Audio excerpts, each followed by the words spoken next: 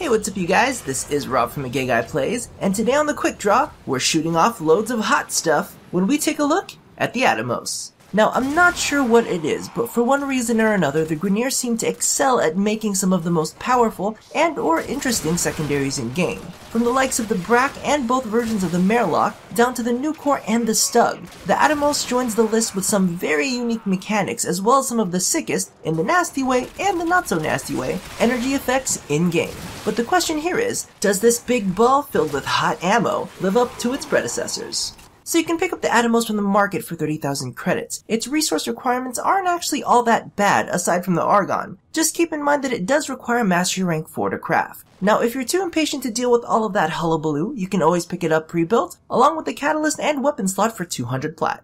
Now the Atomos' primary damage type is Heat, which is not something we see too often. On its own, Heat does extremely well against the Infested and has a slight bonus against Grineer cloned flesh. However, it can also combine into Gas, which is great against fleshy infested, Blast, which is awesome against fossilized infested, and my personal favorite, Gadiation, which is amazing against alloyed armor and with enough status leaves everyone a little confused. So be sure to slot in the appropriate elemental combos in order to deal the optimal amount of damage. So, to be honest with you, the Atomos is fairly straightforward. It's a continuous fire secondary with a max range of 15 meters, whose hot splattery beam bounces to additional targets within what seems to be a 5-meter range. Just note that's an approximation. Now, this is awesome due to the fact that continuous fire weapons, as well as secondaries in general, tend to have poor ammo economy. This way, when enemies are clustered, each tick of ammo goes a bit further. Now, as for damage, this definitely falls into the mid-tier category. However, one thing to note is the fact that it has a pure elemental base, which means that when used on the right enemy type, it enjoys a much higher damage bonus than most IPS weapons. And while its base status chance is fairly low, 10% without multi-shot mods and 25 with, due to the fact that the damage types aren't all spread out, you'll get a more consistent application of status effects, which synergizes quite well with its ability to chain. So while on paper it doesn't seem too impressive, don't underestimate its potential. Now speaking of not being exactly what it seems, can we talk?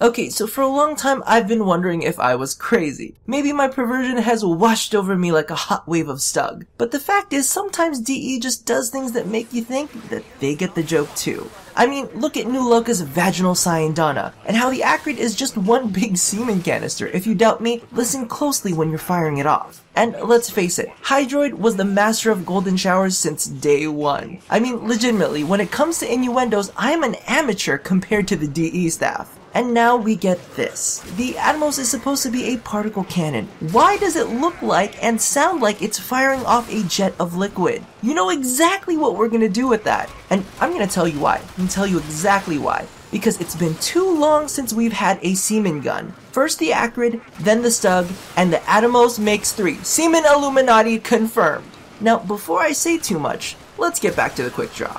So all in all, the Atomos is a fairly fun weapon. While it doesn't have the stopping power of some of its counterparts, it can be modded to pull off some very interesting combos. Now sadly, it does come equipped with a D up front and center, which as you know, I'm never fond of Ds being placed in areas without my consent. So this does make it a bit of a pain to mod around. However, with a couple formas and the right build, I do see this being a lot more effective than people give it credit for. But regardless of its reception, there is no doubt that the Atomos and its splash zone is gonna leave one big mess to clean up. So thank you all for watching another episode of The Quick Drop. Be sure to check out the previous episode on the Daiku, and for a little backdoor access, check out the channel update. Now, don't forget to do the thing that I ask you to do at the end of every one of these, and as always, stay tuned for more wet hot messes here at A Gay Guy Plays.